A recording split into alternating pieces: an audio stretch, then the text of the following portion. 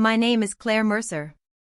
I was 57 years old when my late husband's family asked me to leave my own wedding venue because the rehearsal dinner was, in my mother-in-law's words, for real family only. The wedding was 42 hours away. My niece by marriage, Lily, was supposed to marry Noah Patel beneath the white oak behind Willow House, the inn Mark and I had spent 26 years restoring. I had contributed $12,000, waived most of the venue fee, and spent 6 months coordinating vendors because Vanessa, Lily's mother, said nobody understood the property the way I did. Then, in front of 30 guests, Vanessa took the microphone from the bandleader and thanked the Mercer family for making the celebration possible. She named everyone except me. When I quietly asked whether my seat card had been misplaced, Evelyn looked at me over the rim of her wineglass. "Claire, Mark is gone," she said. "You need to stop confusing marriage with blood." I picked up the burgundy contract folder from the registration table and walked out without arguing. They thought it contained seating charts and vendor numbers. It did. It also contained the one signature page Vanessa had apparently forgotten existed. If stories about the price of keeping peace feel familiar, stay with me. I had spent years believing patience made me kind.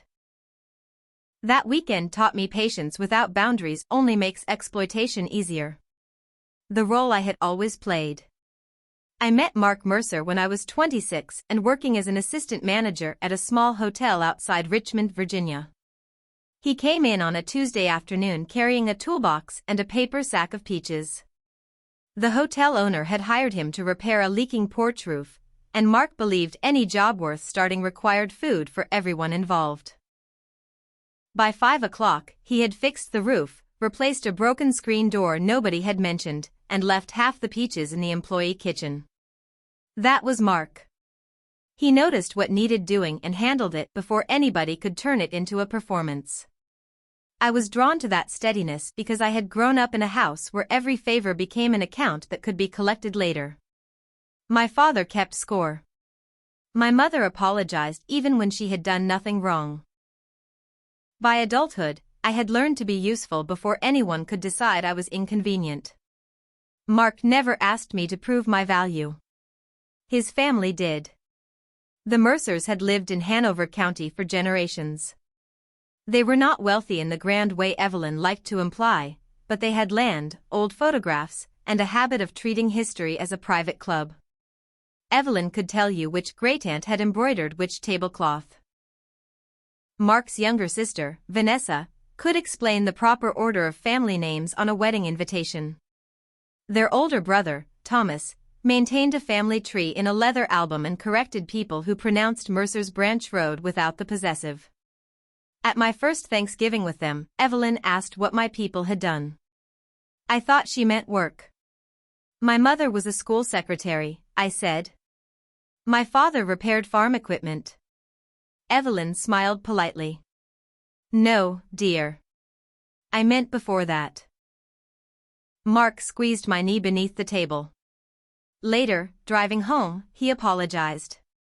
Mom thinks ancestry is a resume, he said.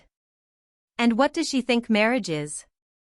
He looked at me for a moment, then said, hopefully a better family than the one you were assigned. For most of our marriage, that was true. We built a life that was ordinary in the best ways. Mark started a carpentry business. I moved from hotels into event operations. We bought a neglected 1890s farmhouse on 9 acres after driving past it for years and joking that someday we would rescue it. The roof sagged. Kudzu covered the smokehouse. The old dining room smelled like wet plaster and mice. We loved it immediately. We named it Willow House because of the trees along the creek. We lived in 3 usable rooms while restoring the rest. Mark repaired floors after work. I learned county permitting, occupancy rules, and commercial kitchen codes. We refinished doors at midnight, ate sandwiches on overturned paint buckets, and spent 7 years turning the property into a small wedding and retreat venue. The first wedding was for a local teacher and her fiancé. It rained so hard that the tent stakes loosened, but the bride laughed through it and Mark built a covered walkway from scrap lumber before the ceremony.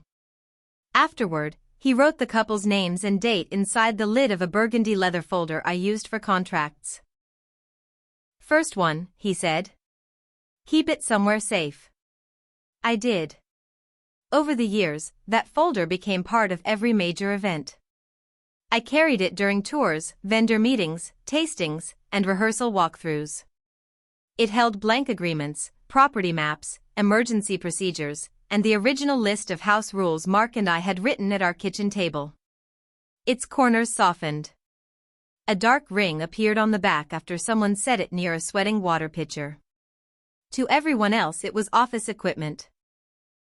To me it was evidence that two people could build something slowly and honestly.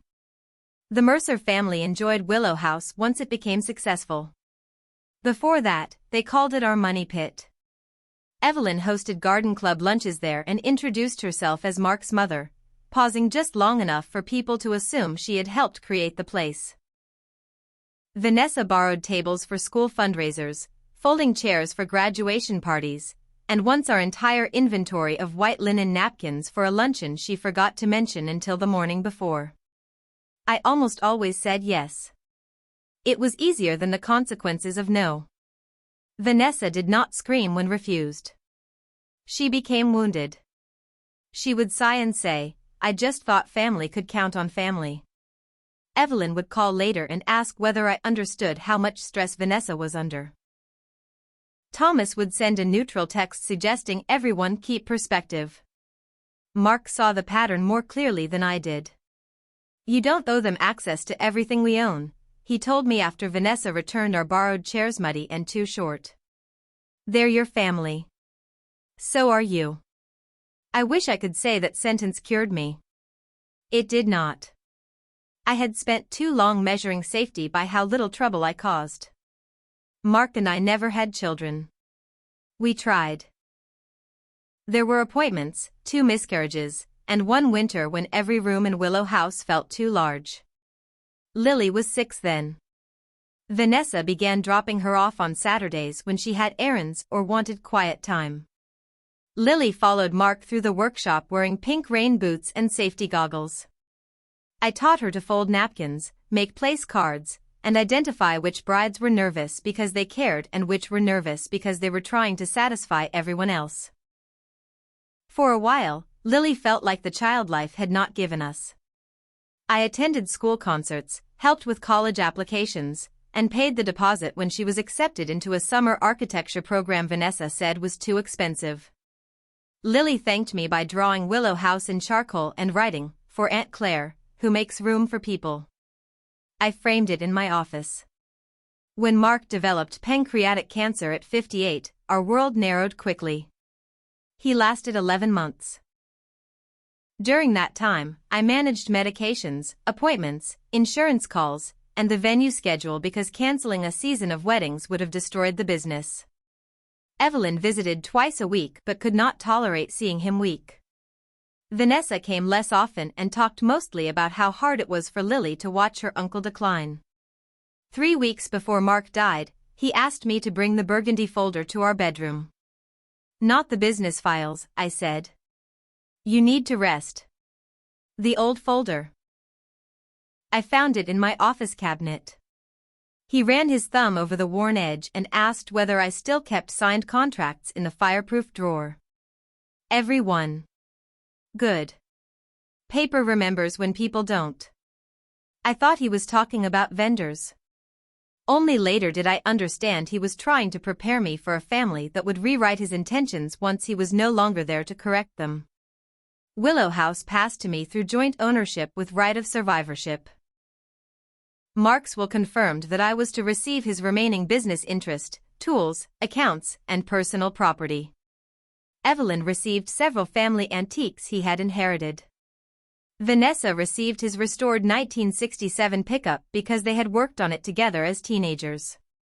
Lily received $25,000 in a trust for education or a first home. The division was thoughtful. It was also not what the Mercers expected. At the attorney's office, Evelyn asked whether the house would eventually come back to the family. The attorney said, "Mrs. Mercer owns the property outright." Evelyn turned to me.